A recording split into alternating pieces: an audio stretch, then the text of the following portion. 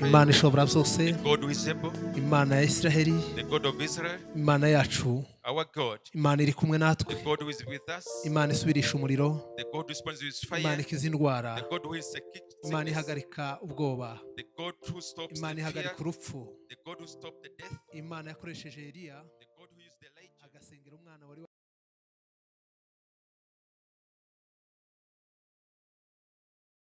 imbaraga z'amasengesho. The powers of prayers. Iyo tuvuga imbaraga z'amasengesho, when you talk about the power of prayers, abantu benshi ntabwo bahita babyumva neza icyo bishatse kuvuga. A lot of people, they don't understand the meaning. Ariko imbaraga iyo usenze amasengesho aragenda agakora ibintu birenze kwemera cyangwa se ubwenge bw'umuntu. But when you pray, it goes and do beyond the mindset of a human Bibiliya being. izitwereka isengesho rya Eliya. The Bible shows us the prayer of Elijah. Uburyo yasenze agahagarika imvura. How he prayed, then he stopped the rainfall. Agahagarika imvura igahagarara imyaka 3 n'amezi 6. Then he stopped the rainfall for 3 years and 6 months. Dushobora kwibaza ngo se kubera iki uriya muntu yabikoze? We may ask ourselves why that person did so. Yabikoze kubera ko yari yamenyereye kuba imbere y'Imana. He did so because he was so familiar to be before God. Yabikoze kubera ko yari inshuti y'Imana. He did so because he was a God's friend. Yabikoze kubera ko yarazi Imana neza. He did so because he knew God well. Yabikoze kubera ko yari umwizerwa. He did so because he was too honest to God. Yabikoze kubera ko yaramenyereye kugendana n'Imana. He did so because he was familiar to walk with God. Kiriya gitangaza, that miracle, ntabwo cyakozwe ataramenyereye Imana kwiri kumwe nawe. He didn't do it because they know that God is with him. Kubera ko yarazi Imana, yarasobanukiwe neza yuko Imana iza kubikora. Because he knew God and know that God is going to do on his behalf. Niyo mpamvu yabikoze yumva ko ari ngombwa ko bigomba gukorwa. He did so for because he found it's very essential to be done. Nagira ngo mbabwire ngo gukizwa, iyo tumaze gukizwa tukaba abakristo, I want to tell you, when you are being born again, become Christians, tuba twinjiye mu murongo w'abakozi b'Imana bakomeye mu rwego mpuzamahanga. Then we come in the track of the servants of God on international level. Hari igihe tuvuga ngo hari abavuga ubutumwa mpuzamahanga. Sometimes you say they are international evangelists. Kubera ko babyita kandi babivuga banabishyira ku mugaragaro. Sometimes they call themselves also they practice. Kuko twaza kuvuga twavuga ngo uriya n'umuvuga ubutumwa mpuzamahanga. As the way can say that is international evangelist. Ntabwo akivuga mu gihugu cye gusa. No longer preach in his own nation. Akivuga mu itorero rye gusa. No longer preach in his own church. Ahubwo ni ufasha amahanga. But is a person who helps the nation. Nagira ngo mbabwire ngo birashoboka ko nawe waba umukozi w'Imana mpuzamahanga. I want to tell you, you can also be a servant of God at international level. Biraterwa n'iki? What does it need? Nuko uza gukoresha impano ikurimo kandi ukayikoresha unezerewe. It's just maximizing all the talent you have. Reka dusome Yakobo. Let us read James. Ibice 5. Chapter 5. Umurongo wa 16 n'uwa 17. Verse 16-17. Yakobo. James. Ibice 5. Chapter 5. Umurongo wa 16 n'uwa 17. Verse 16-17. Haranditswe ngo Yakobo ibice 5 umurongo wa 16 n'uwa 17. Mwaturirane ibyaha byanyu kandi musabirane kugira ngo mukizwe. Gusenga k'umukiranutsi kugira umumaro mwinshi iyo asenganye umwete. Dore Eliya yari umuntu umeze nkatwe, asaba cyane ko imvura itagwa. Imvura imara imyaka 3 n'amezi 6 itagwa. Amen. Amen. Amen. Amen. Hallelujah. Hallelujah. Eliya mu yandi magambo mu by'ukuri ni umuntu cyangwa se yari umuntu umeze nkatwe, umeze nkawe. In other words, Elijah was a human being like us. Ariko kubera ko yari yemeraga imbaraga z'Imana, yemeraga Imana ishobora byose. Because he was believing in the Almighty Lord and his powers. Ntabwo yasenze asa naho atabyemera. He did not pray as if God believed so. Ubundi amasengesho ntabwo azagenda adafite kwizera. All the prayers, they should always go with faith. Ubundi isengesho rigomba kujyana no kwizera. The prayer goes with faith. Ariko iyo usenga gusa utizera, when you pray without faith, mu by'ukuri ntaho byaba bitaniye n'inyoni ziririmba zitazi ibyo ziririmba. Actually, it could not be different from how the bird they sing. Niyo mpamvu gusenga, that's why when you pray, uza kugendana no kwizera. It goes with faith. Kandi hakaba hari n'ibanga rikomeye rivuga ngo namenye Imana ishobora byose. And with the great secret know that I know the God. I believe that God who created us and heaven. Mu Isiraheli in Israel, hari ikibazo iyo babwiye gusenga, where there's a problem when you tell them about to pray. benshi ntibemera Yesu ko ari umwana w'Imana, Although they don't believe Jesus to be the Son of God. kandi niyo bagiye kuvuga Imana ntabwo bashiramo baravuga nti Yesu ni umuvandimwe wacu.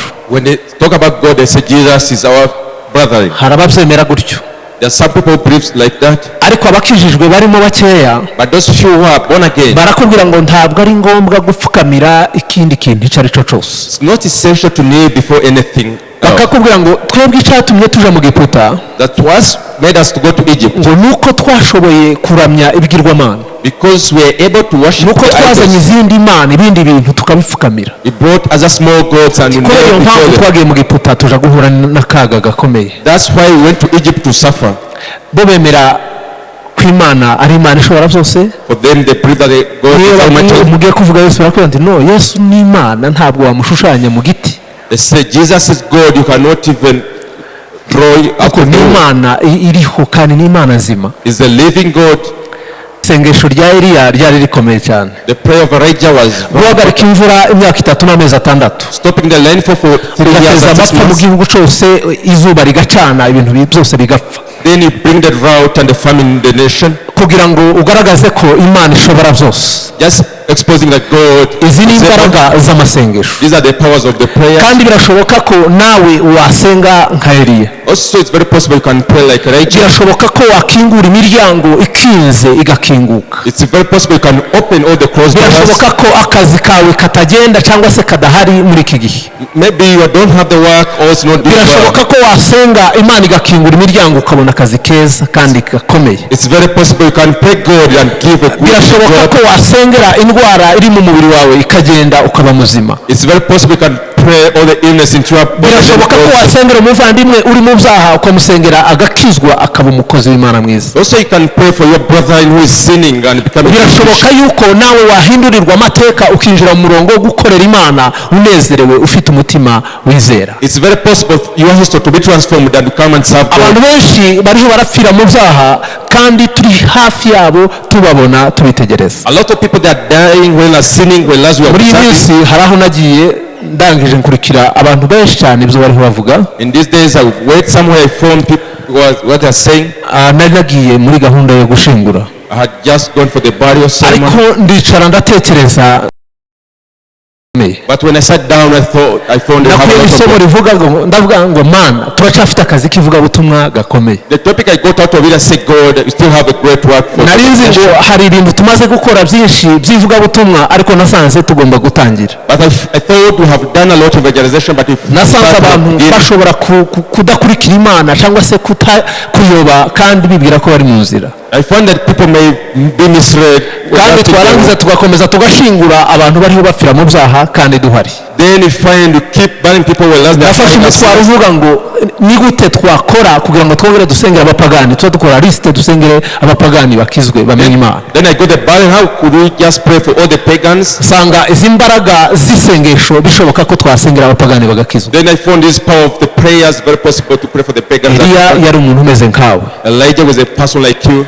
Fata ko uri umumama, Just live with your uri man. umusore, You were a young man. uri inkumi. You were a young lady. Reka nkwereke uburyo wasenga ukagira amasengesho akomeye, Let me show you how you can pray and have the power kugira of ngo ube prayers. umunyamasengesho cyangwa se usenge isengesho rihindura. Being intercessor, all the prayer that Nuko ugomba transforms. kubanza ukavuga ngo ese ndakijijwe cyangwa si ndakizwa. You ask yourself, am I born again or not? Iyo umaze gutekereza ko ukijijwe, When you think about that, you are born again. ukavuga ngo narakijijwe ndi umwana w'Imana. Then you say, I'm born again, I'm a children of God. Iyo umaze kubitekereza When you think about it ukavuga ngo ndakijijwe, and you say, I'm born again, ahasigaye Imana hari icyo iri bukore mu buzima bwanjye. then God gonna do great things. Iyo umaze gukizwa, When you're born again, ishyire mu murongo uvuga ngo ngiye gukora akazi k'Imana, just put your precept. Say that noneho ngiye kuba umunyamasengesho. you say, I'm going to be intercessor. Hari ibyifuzo bitatu ngiye gushyira imbere y'Imana. I have 3 requests. I'm going to be Uritegura You prepare yourself. ukavuga ngo hari ibyifuzo bitatu. You just say, I have 3 requests. Umuntu ukijijwe aba agomba kuba ameze ate? A person who's born again, how Yirinda ibyaha bimeze gutya. He aligned away from the sins. yarangiza akagira umutima imana yishimira, And then he had the heart that God loves so much. warangiza ugasenga Then after that you pray. kandi ukemera ko ibyo usenze biri bube, And you believe what you have prayed for is going to happen. ibyo bintu birahita biba, And those things are going to happen. igitangaza kiraba kibaye. The miracle will be ubundi performed. ayo niyo masengesho ya Eliya, Those are the prayers of Elijah. ntabwo bihambaye cyane, Doesn't need to a lot of ntabwo ari prayers. n'isengesho rirerire, It's not even a long prayer. ariko ni ukuvuga ngo ngiye gukoreshwa n'Imana, Know that I'm going to be used by God. ngiye gusengera ibintu bitatu, I'm going to pray for 3 things. kandi ugomba kuba wabiteguye ukavuga ngo ni bitatu kandi uko biteye nuko. Then you have to list them down and say these are the ngiye 3 things. gusaba ko Imana ihindura amateka cyangwa ihindura ibi bintu bitatu. I'm going to ask you God to transform the history of all these. iyo bisengeye Imana irabihindura. When you do so, then God transform them. iryo ni ryo sengesho ry'imbaraga. That's a powerful prayer. isengesho ry'imbaraga ni isengesho rivuye ku mutima wihanye, The prayer comes from the ni heart. isengesho rivuye ku mutima udafite icyaha, It's the prayer that comes from the heart. ni isengesho rivuye ku mutima wemera ko Imana iriho kandi ikora ibitangaza. It's a prayer that comes with the heart knowing that God is alive. iyo udafite kwizera We don't have faith. ugenda utera intambwe usubira inyuma kandi ubireba. You backslide when you're observing. abantu benshi baragenda basubira inyuma kubera ubwoba. A lot of people, they're backsliding because of fear. iyo utekereje mu buzima, When you think about life, iyo utekereje ibyo uriho ureba imbere yawe, when you think what you are seeing ahead of you, iyo utangiye kureba umusozi muremure imbere yawe, when you see a hilly mountain before you, ubwoba mu by'ukuri buraza, then you become so kandi ubwoba fearful. iyo buje When you are so fearful, butuma kwizera kwawe gutangira guhungabana, then it disrupts your faith. bituma utagera ku byo washakaga kugeraho, It makes you not to achieve what you are kubera ko supposed to. warebye umusozi uri imbere yawe, Because you have seen the mountain before you. warebye ibintu binini biteye ubwoba biri imbere You yawe. have seen things scaring ariko before abantu you. bemera imbaraga z'Imana But people who believe in the power of nta na God, rimwe bemera kuneshwa, they don't admit defeat. ahubwo bahora bazi ko biri bushoboke. They always believe it will happen. aza avuga ngo ibi bintu birakunda, They say this one will happen. aza avuga ngo ibintu biri imbere birashoboka, Say things ahead of me is very aza possible. avuga ngo Imana nizera ishoboye byose, Say the God I believe is able. kandi nisenga ibintu birakunda. When I do pray, then everything will be agasenga it prays. kandi uzusenga nta gacu uriho ubona, nta kimenyetso, nta kintu na kimwe ubona imbere yawe, Pray without even seeing a crowd or any single sign. ariko ukavuga ngo ndasenze kandi Imana irakora. Then say I have prayed that God gonna act.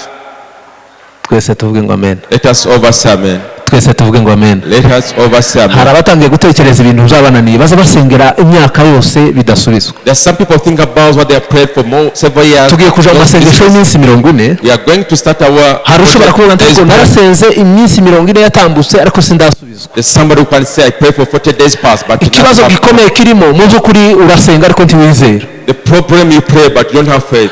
urasenga ariko ntabwo uza wizera ko biri bushoboke. You pray but you don't have faith that is possible. urasenga warangiza ukaja mu bwenge cyangwa se mu bumenyi ufite, Then you pray, start going to know. ukavuga ntariko ibi bintu koko biraza gukunda. You ask yourself, will this happen? ikibazo ni ukuvuga ngo ariko ibi bintu birashoboka koko.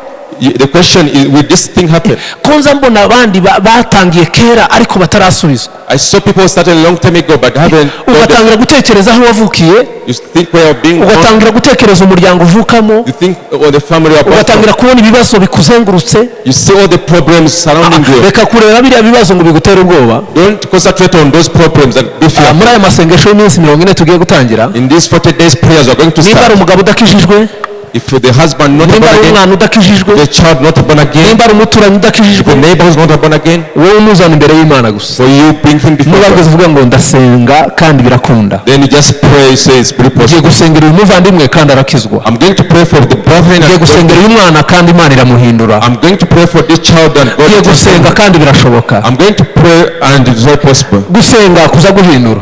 Praying transforms. gusenga kugira imbaraga. Praying is so powerful. gusenga kuza guhindura porogaramu. Praying changes all the program. isengesho riza rihindura ibintu byose bikomeye uko byaba bingana kose. The prayers transforms the however huge things are. dusenze nka Eliya, When you pray like Elijah, ibintu birashoboka. everything is possible. iriya ndwara iragenda humura. That illness with God, don't be kiriya fearful. kigeragezo kiratsindwa humura ntutinye. That problem will be defeated, don't be fearful. iriya nzu urayubaka humura. That house you're going to build it, don't be fearful. muri iyi minsi natangiye kubaka In these days I started building. kandi ndavuga ngo ngiye kubaka ndahagarara. Then I said I'm going to build non-stop. ntangira kubaka. I started. kandi ndavuga nti singomba guhagarara. Then I said I will never stop. ndubaka ubu ngubu ngiye gusakara muri iki cyumweru ndaba nasakaye. Then I built this week I'll be roofing.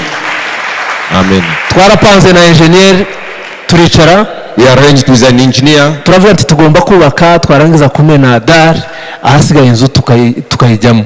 Then we are going to build after fixing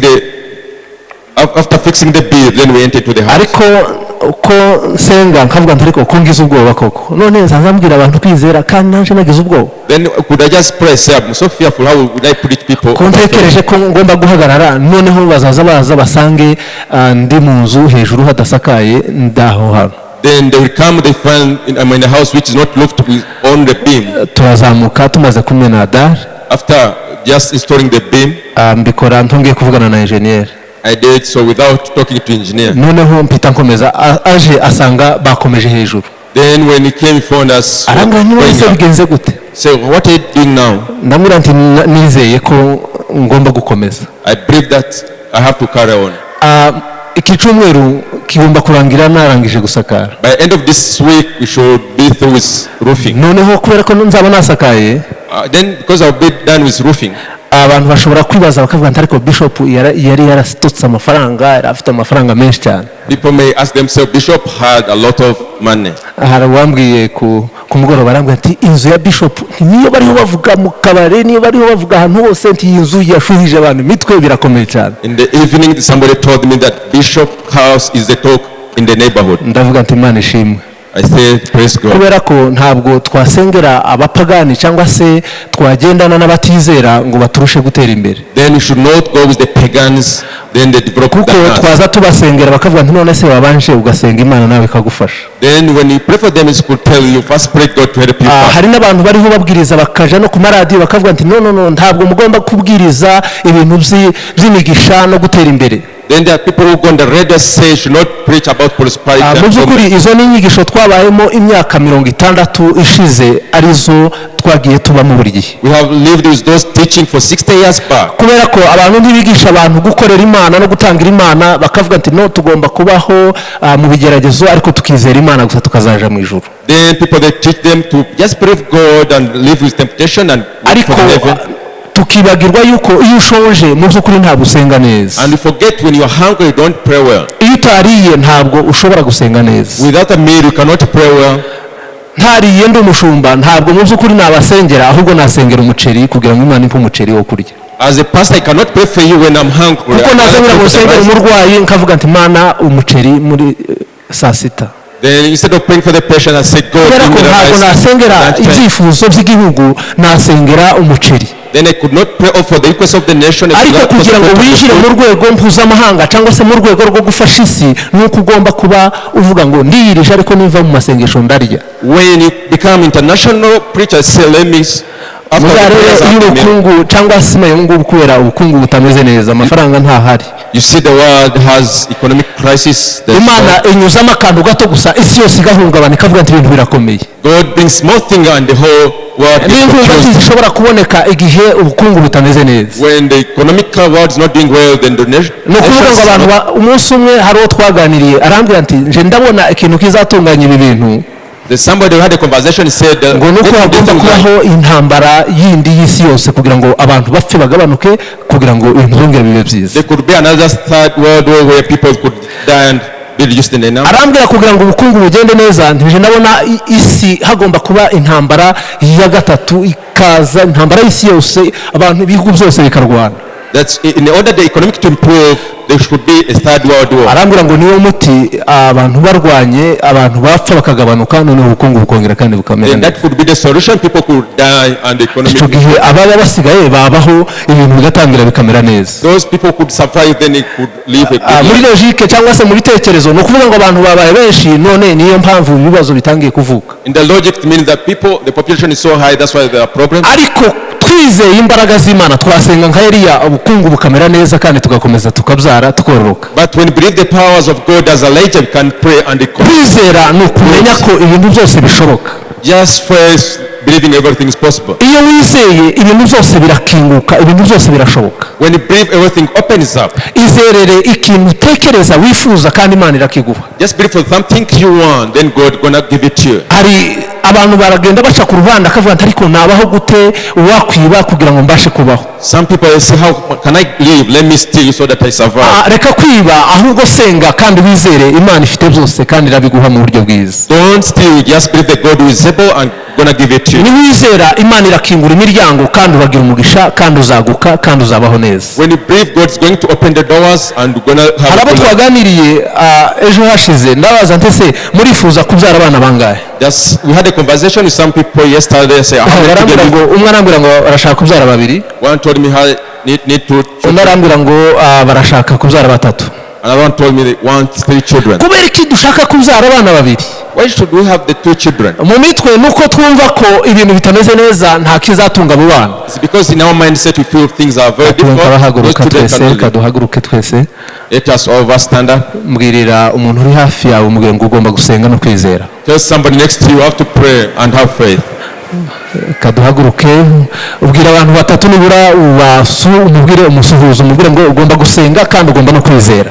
You have to pray and tell somebody next to you that you have faith. Mubwire ngo Eliya yari umuntu umeze nkawe. Say Elijah was human being like you. Mubwire ngo birashoboka ko wakwizera. Say it's very possible to believe. Mubwire ngo Eliya yari umuntu umeze nkanjye. Say that Elijah was human being like you. Mubwire ngo tugomba gusabiriza ugomba gutera imbere. You could not beg, you have to develop. Mubwire ngo ugomba kwinjira mu rwego rw'abaterankunga. You have to come the level of the donors.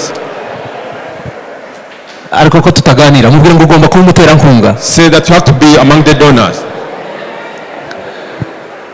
Mubwire ngo ugomba kwinjira mu baterankunga ukubaka urusengero nkuru ukazavuga ati nubatse ingoro y'Imana. Then you have to be among the donors. Say I have built this church of God. Hallelujah. Oh, hallelujah. Mureke tuha amashi.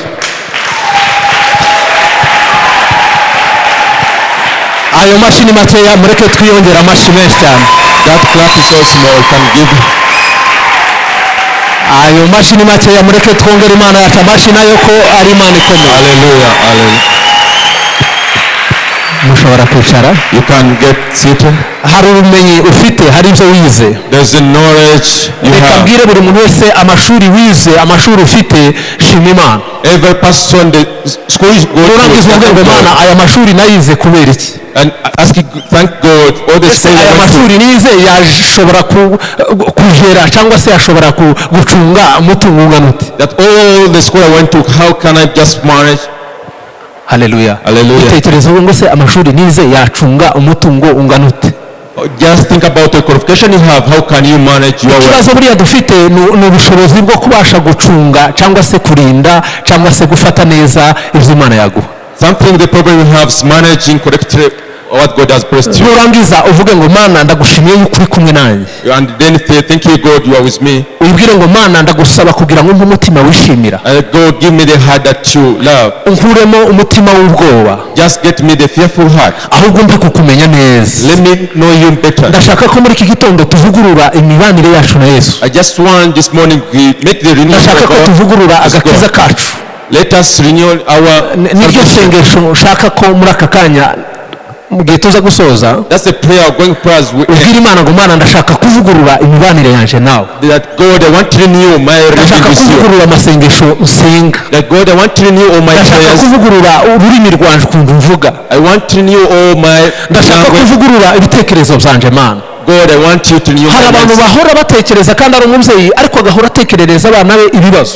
There are some people iyo arose arota impanuka, arota ibibazo, arota ubukene, arota ibibazo, arota gutsindwa, n'ibyo biba mu kanwa ke. When they dream, he dreams about evil things upon his family. Mu mutima wawe uhorana ibibazo, ibintu bitagenda, ibintu bidafatika, ibintu bipfuye, ibintu bifite ibibazo, umuryango wanyu, amateka. Reka tuve muri ibyo bintu. When you dream, when you think, we think evil things upon your family. Let us get out of that. Ubundi mu by'ukuri kikwereka ko wakijijwe nuko ibintu bibi byose byivangavanga byose bigomba kuja ku ruhande kuko ibintu birahindutse mbaye musha. What proves that you are born again? Everything which are evil things have to go aside and say you are born again. Ubundi iyo ubaye mu Kristo ibyakera biribagirana biba bishize ugatangira ibintu bishasha. When you become a Christian, all the history is gone. Kubera iki tugomba kwinjira mu migisha y'Imana? Why should we get into the kubera iki tugomba kuba bashasha? Why should we be the new nuko people? turi abanyamugisha, uri umwana w'umugisha. Because we are bless children. hari ikibazo twagiye tubwirwa n'ababyeyi bacu ngo abana mubaye benshi none turasaba ko nubona akazi uzafashe bagenzi bawe. Then they have been told by their parents, they are big numbers, say when you get the job you start helping. kubera iki abana bose batagira imigisha bose bagafasha amahanga ahubwo? Why can't those siblings have the blessings on? kubera iki wumva ko umwana umwe ari uzabera ababyeyi abandi akaba ari ufasha abandi akabaje Why do you hejuru? think one of the children be a parent to the siblings? wafashe imigisha abo bana bose ufite bose bakagira imigisha bakaguka, Why can't all the children be blessed then they prosper? ahubwo bakaza bahura bafasha abandi bantu. So they meet when they are helping others. ururimi uko ugenda watura ku muryango ku bana bawe niko bigenda. The way how you confess in your family, that's what you uriya mwana umwe uhaye umugisha abandi ukawubima mu by'ukuri uwo niwe uzakomeza gufasha abandi. that child you have blessed and the rest are not blessed. Then ariko you'll be- reka kugira umwana umwe ubona ko ari umunyabibazo ahubwo azafashwa n'abandi. don't think the one child is too problematic. niyo mpamvu ababyeyi rimwe na rimwe bashira abana bamwe mu mashuri akomeye akavuga ati uyu mwana ndabona yazagirira abandi akamaro reka ariwe nkomeza gufasha muri ubu buryo. That's why you find some parents, they put the one children in a good school. mu by'ukuri uko ni ibitekerezo byawe n'ubwenge bwawe ndetse n'ubwoba wagize, But that's your mindset and you are fearful. ahubwo vuga ngo buri mwana wese afite umugisha kandi agomba kwaguka akazaba umuntu ukomeye. Say every child has blessing and help and reka kubatandukanya, kandi uko ubatandukanya ni isengesho ariko ntuzi kuri gusenga. don't separate them, because when you separate that's a prayer. abantu benshi Whereas baza you are not basenga ariko praying. ntibamenye ko basenze. Some people they pray when they are need ururimi rwawe ni isengesho. your tongue. iyo wamaze kwinjira mu nzu y'Imana When you come into the house of ibintu God, byose utekereza ni isengesho. everything you think about is a niyo prayer. mpamvu ugomba kuza wihutira kuvuga ngo se ni ibiki ndimo ntekereza muri iki gihe, That's why you think so fast. ese ibintu niyo mvuga muri iki gihe bimeze bite, What am I thinking these days? ese kubera iki niyo ntekereza ibi bintu. Why am I thinking about all this? abagabo benshi bica abagore babo batabizi, A lot of men they kill their abagore benshi bakica abagabo babo batabizi, also a lot of wives they kill their ariko husbands when akomeza they're not there. kwivovota avuga ati ariko uyu mugabo When they keep just shouting this man uyu mudamu this woman, ni isengesho. that's a prayer. umunsi umwe azapfa mu buryo butunguranye Sometimes we die so abruptly kandi bizaba bivuye ku isengesho ryawe. and we just come out of your prayer. reka kwivovota mu mutima, Don't quarrel. reka kuvuga ati uyu mudamu arangora, They say that this woman is giving me her time. reka kuvuga ati uyu mugabo arangora. Don't say this husband is giving me her time. wasenze ariko ntibabimenye, You are praying but you are not kandi aware. iryo sengesho umunsi umwe rizasubizwa bigutunguye. And that prayer will be responded when you are niyo not mpamvu aware. abakristo bagomba kumenya uburyo bagomba kurinda ururimi rwabo n'ibitekerezo byabo. That's how the Christian should keep, uko twaturi byiza Attention of uko their Imana language and itwagura minds. tukinjira muri iyo migisha. so that should have all the blessing. uko utekereza uko ufite ubwoba bw'ubukene niko uzaba umukene. The way how you are so fearful about poverty. uzarebe abantu benshi indwara atinya niyo imwica. You see a lot of people, the illness they fear, they always take azagenda them. akicara akavuga ati ariko mu ndwara zose hari indwara nza ntinya, ndwara irakomeye Sometimes sit down, I fear this kuko iyo illness. ndwara niyo imufata kandi akaba ari imutwara. And actually is being taken by that illness kubera ko yagize ubwoba, hari icyo yatuye, hari icyo yagiye atinya mu buzima. because there's something confessed. ururimi rurarema, ururimi ni isengesho, ibitekerezo byacu ni amasengesho. The tongue is a prayer. Our mind says niyo it's a mpamvu prayer. tugomba kuza dutekereza ibyo dutekereza bitari byiza tukabyihana tukabikuraho. That's why when you think all evil things, then you confess, you put them aside. tugiye gusenga Imana We are going to pray God. kugira ngo twinjire mu murongo wo kuvugurura ubuzima bwacu na Kristo, Then you get into the trap where we kugira ngo twivugurure agakiza kacu, duhinduke tube abantu bakomeye then you be transformed and become kandi great tube abantu b'abanyamugisha. and be the blessed people. urugo rwawe rube urugo rw'umugisha, And also your home to be akazi blessed. kawe kaba akazi k'umugisha, Also your job to be blessed one. abaturanyi ubagirire umugisha, Then you be blessed to the ubera neighbors. umugisha abaturanyi bawe, Be blessed to the ubera neighbors. umugisha igihugu cyawe, Be blessed to your nation. ubera umugisha abavandimwe bawe. Be blessed to your relatives. twese nidutekereza kuba imitwe, When overthink about being ahead, uyu mujyi wa Kigali twese dutekereje kuba abantu bakomeye, in this city of Kigali, we think of being the twese tugahita tuba abantu bakomeye. all of us be the VIPs. byaba ari byiza cyangwa byaba ari bibi, Is it good or bad? twese tubaye abantu bakomeye muri uyu mujyi wa Kigali, When we become the VIPs in this city of ni Kigali, byiza cyangwa cyaba kibaye ikibazo? is it good or is a problem? byaba ari byiza. Then it could be very good. haleluya. Hallelujah. noneho twaza twicara tugafasha amahanga, Then we could just sit down and help the ariko nations. ufite ishari ry'ibyo mugenzi wawe yagezeho, But you are so jealous what your neighbor has achieved. ufite ishari ry'umuhanda wakozwe. We are so jealous about the Lord which is beautiful. ntabwo tuba tubaye abakristo beza cyangwa se bizera. then you are not good Christians or the Christians' faith. mureke tuve mu bintu bito twinjire mu bintu binini byagutse. Let us get out of small things, go to the big. dusenge witekerezeho, uwumva umuntu wese wumva ashaka kuvugurura imibanire ye na Yesu ahaguruke dusengane kugira ngo tuvugurure ahasigaye twinjire mu murongo w'umugisha, tuve mu bwoba. Somebody who feels want to renew his relationship with God, let him stand up, then we get out of that fearful. Kadusenge. Let us pray God. Data, tugushimiye umugambi mwiza n'isezerano rikomeye. Father, thank you for the great plan. Tugushimiye ku bwa porogaramu y'ijuru ndetse n'isezerano ridasanzwe. We thank you for the great covenant and also the program. Tugushimiye kuri umunyembaraga kandi uhambaye mwami. We thank you, God, you are so powerful and strong. Tugushimiye gukora ibirenze imbaraga n'ubwenge bwacu. We thank you do beyond our minds. Twese abana bawe iteraniro ryose kugira ngo bavugurure imibanire yawe nabo. We are showing all your children so that you renew their relationship with you. Bava mu bwoba, we want them get out of fear. Bakaza basenga isengesho rifite imbaraga rihindura rirema. They pray for the prayer that we so powerful. Tuzi ko isengesho ry'umukiranutsi riza rihindura program. And you know the prayer of a righteous person changes. Mana tubasabiye ko baba binjira mu murongo w'abakiranutsi bakaza bahindura ibintu. God, you pray, let them get the righteous people and the basenga amateka agahinduka. When they pray, the basenga indwara zigakira. When they pray, the illness goes. Basenga imirimo ikaboneka. When they pray, they get the jobs. Basenga abantu bagakizwa. When they pray, people being born again. Bakaguka bakinjira mu mugisha. And they prosper. Turagushimiye ko ubahaye umugisha. Thank you for the blessing. Turagushimiye ko bavugurura imibanire yabo na Yesu. Thank you for renewing their relationship with Jesus. Mu izina ry'Uwiteka dusenze. In the great name of Almighty Lord we pray. Amen. Amen.